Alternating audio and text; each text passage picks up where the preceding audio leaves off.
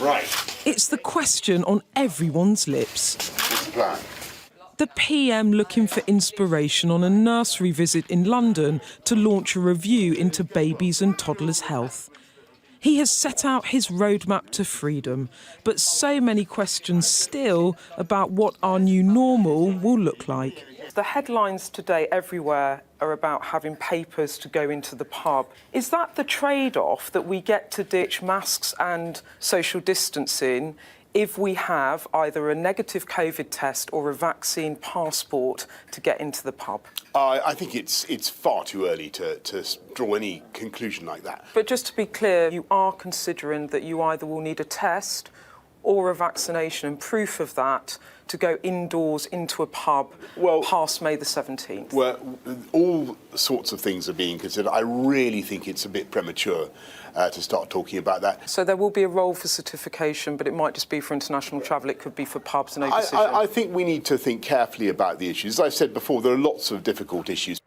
New coronavirus powers approved today in the Commons, but the PM under pressure from his own MPs to explain what exactly he plans to do with them. These are extraordinary provisions, not for normal times, and they should be expired at the earliest possible opportunity. Tyranny is a habit, and the motions on the order paper this evening show that we haven't quite kicked the habit. The danger is that government starts to believe that these fundamental civil liberties belong to ministers to grant to us or withhold. They do not.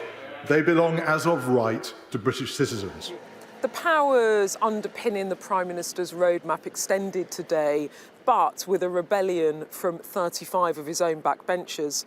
There is growing frustration and anger from his own MPs that while we know when we're going to unlock, we're still in the dark about what that might actually look like.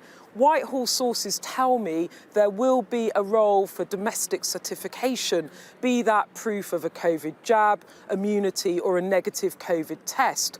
But as for the details, well, it's still under discussion. We'll hear more on COVID certificates and international travel plans on April the 5th. Until then, the uncertainty's having a real impact for businesses like this in Bristol. If they say, OK, where we've said it's going to open on the 17th of May, but we think May is a bit doubtful, but we're going to say from, the 30th of May or the 1st of June, and then that will be it. That would be good, but this not knowing is very difficult indeed.